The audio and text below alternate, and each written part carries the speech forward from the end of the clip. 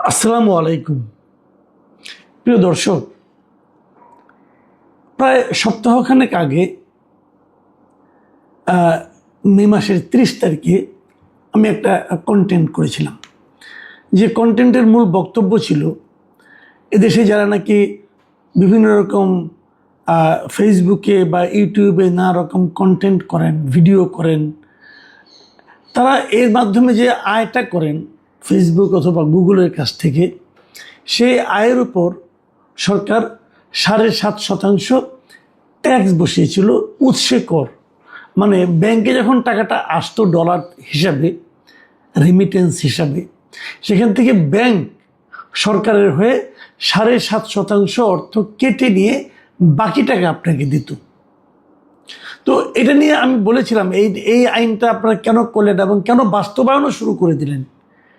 গত মাসে অলরেডি বিভিন্ন যত লোকের অ্যাকাউন্ট ছিল, গত মাসে প্রায় সবার কাছ থেকে কিন্তু এ ধরনের টাকা কাটা হয়েছে।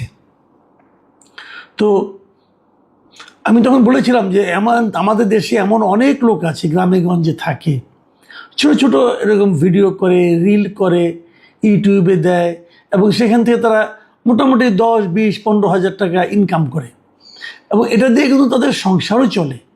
এবং অনেক নারীকে আমি দেখেছি, তারা তাদের রান্নার ভিডিও দেন অথবা তার হাজব্যান্ডের সঙ্গে প্রতিদিনের যে জীবনযাপন, সেই খুনসুটি কথাবার্তা, সেগুলোও ভিডিও করেন এবং এগুলো অনেক লোক দেখেন। কিন্তু আমি নিজেও অনেক ভিডিও দেখি। তো এগুলি দেখেন, অনেকে দেখি মাছের ভিডিও দেন, মাছ মারা হচ্ছে, মাছের গ্রামীণ জীবনযাপনের ভিডিও দেন, অনেকে গ্রামীণ প্রকৃতি নিয়ে ভিডিও দেন, নানা রকম ভিডিও আসে কিন্তু, এবং এগুলোর থেকে এক একজনের নানা রকম ইনকাম হয়। বেশি ইনকাম হয় সেরকম সংখ্যা খুব বেশি না, হাতে গোনা কয়েকজনের। আর বেশিরভাগ লোকের ইনকাম হয় 10,000 থেকে শুরু করে 10, 15, 20, 30 অথবা 35 এরকম হয়। তো যদি আপনি সেখান থেকে 7.5% কেটে নেন, মানে যার 10,000 টাকা ইনকাম, তার এখান থেকে কেটে নেবে 750 টাকা, তাহলে ইনকামই কম, সেখান থেকেও আপনি আবার ট্যাক্স কেটে নেন, তাহলে আপনি এটা কেমন একটা অনিয়ম হচ্ছে, একটা অবিচার হচ্ছে। এবং এই লোকগুলি এই কাজটা না করলে আর কী করতো? তারা তো এই কাজটাই করে তার সংসার চালাতো। আর এই টাকা তো সরকারের পকেট থেকেও যাচ্ছে, এটা কিন্তু বিদেশ থেকে আসছে। বিদেশ থেকে যখন রেমিটেন্স আসে তখন সরকার কিন্তু নানা ধরনের প্রণোদনা দেয়। কী কারণে দেয়? যাতে নাকি রেমিটেন্সটা সরকারের ঘরে আসলে, ব্যাংকের মাধ্যমে আসলে, ব্যাংকিং সিস্টেমে আসলে সেটা সরকারের বৈদেশিক মুদ্রা হিসেবে কিন্তু জমা হয়। তো বৈদেশিক মুদ্রা যে রিজার্ভ, বৈদেশিক রিজার্ভ যেটা আছে, তো সেই রিজার্ভ তৈরির ক্ষেত্রে কিন্তু এই সমস্ত কন্টেন্ট ক্রিয়েটররা এক ধরনের সহযোগিতা করে। এই টাকাটা যারা বিদেশ থেকে টাকা পাঠায় তাদের তুলনা হয়তো অতটা না, অত বেশি না, কিন্তু কম হলেও কিন্তু একদম আপনি উড়িয়ে দিতে পারবেন না। ধরেন এটা সঠিক কোনো হিসাব বাংলাদেশ ব্যাংকের কাছে নাই। বাংলাদেশ ব্যাংক হিসাবটা করলেও পারে, কোনো সমস্যা নাই, কারণ এখানে পুরো টাকাটাই ব্যাংকিং সিস্টেমে আসে। এটা হিসাব করাটা কোনো কঠিনই কাজ না, একদম সহজ কাজ। তারা যদি করতে চায় করতে পারে, কাজে সেখানে তারা যদি করে দেখতে পারবে। তবে মোটের উপর একটা ধারণা করা যায় যে 35 থেকে 60 মিলিয়ন ডলারের মতো হবে বছরে আসে। যাই হোক, তো এটা নিয়ে আমি কন্টেন্ট করেছিলাম 30শে মে। এরপর দেখলাম যে 1 তারিখে, মানে তার একদিন পরেই সরকারের কাছ থেকে একটা সিদ্ধান্ত জানা গেল। মানে আমাদের প্রধানমন্ত্রী উনি নিজেই সিদ্ধান্তটা দিয়েছেন। মানে ওনার কাছে গিয়েছিল একজন কন্টেন্ট ক্রিয়েটর, আপনারা তাকে চিনেন, জুয়েলার নামে এক ভদ্রলোক। ওনার একটা চিত্ত মিডিয়া নামে একটা মিডিয়া আছে, আমি নিজে ওইটা দেখি, খুবই মানে আমার কাছে খুব পছন্দের। উনি প্রকৃতি নিয়ে করেন, যেমন আমি যেমন আপনার বিভিন্ন রকম পলিটিক্স নিয়ে করি, সমাজের বিভিন্ন বিষয় নিয়ে করি, উনি টোটালি একটা, ওনার মিডিয়াটা হলো প্রকৃতি নিয়ে, প্রকৃতি, কৃষি, মানুষের জীবনযাপন, এইগুলি নিয়ে করেন এবং খুবই ভালো, আমার খুব পছন্দের একটা চ্যানেল, আমি এটা দেখি। আমি জুয়েলারের সঙ্গে আমার ব্যক্তিগত পরিচয় নেই, কিন্তু চিত্ত মিডিয়ার আমি একটা নিয়মিত দর্শক, সাবস্ক্রাইবারও বটে। তো ওটা আমি দেখি এবং ওই জুয়েলারের সঙ্গে যখন দেখা হয় প্রাইম মিনিস্টারের, তখন জুয়েলাররাও এই প্রসঙ্গটা তুলেছেন যে 7.5%টা কেন হচ্ছে। এবং এটা শোনার পর প্রধানমন্ত্রী কী বলেছেন সেটা শোনেন আপনারা। প্রধানমন্ত্রী বলছেন এরকম কিছু হইতে দেওয়া যাবে না।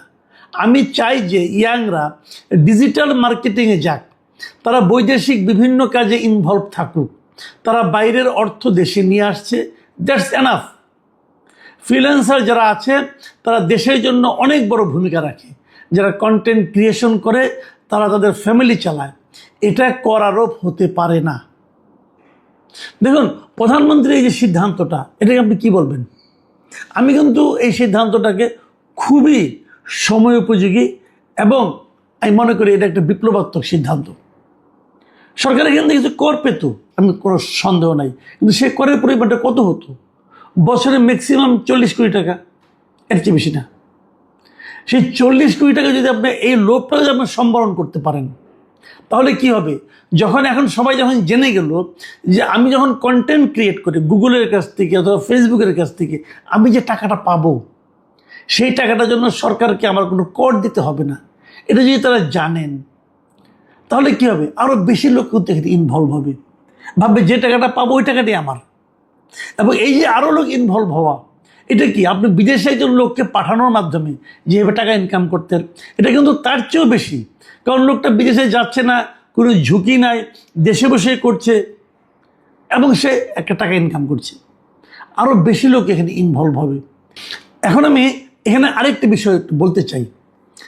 সেই বিষয়টা হলো, দেখেন, প্রধানমন্ত্রী জেনেছেন যে মাসে বাজেটটা হবে সেই মাসেরই শুরুর দিন জেনেছেন উনি, যিনি বলেছেন ওনার সেন্সে মনে হয়েছে যেটা হওয়া ঠিক না। তাহলে এটা বাস্তবায়নের সিদ্ধান্তটা কার কাছ থেকে আসছিল, এটা আমি একটু জানতে চাই। দেখেন, আয়কর আইনে অনেক কিছু আছে, কিন্তু যখন অর্থ বিল হয় তখন কিন্তু সেটা বাস্তবায়নটা হয়। এই ধরনের একটা অর্থ বিল কিন্তু অন্তর্বর্তী সরকারের সময় হয়েছিল, কিন্তু বাস্তবায়ন হয়নি। কিন্তু এই গত মাস থেকে হঠাৎ করে ব্যাংকগুলিকে কে নির্দেশনা দিল যে এখন থেকে তোমরা এটা সংগ্রহ করতে শুরু করো? কে সেই মহান ব্যক্তিটা? আমি তাকে একটু চিনতে চাই এই কারণে, আপনি এমন একটা সিদ্ধান্ত নিতে যাচ্ছিলেন যার মাধ্যমে টাকা আসতো কম, কিন্তু ক্ষতিগ্রস্ত লোকের সংখ্যা হতো অনেক, এবং এটা একটা সম্ভাবনাময় বৈদেশিক মুদ্রা অর্জনের সম্ভাবনাময় পথকে আপনি রুদ্ধ করে দিতেন। তো এই লোকগুলি না কাগজে কলমে সব কিছু বুঝে, কিন্তু মানে ট্যাক্স ইনকাম হলো বেশি, রাজস্ব আয় হলো, অতএব সরকারের লাভ হলো।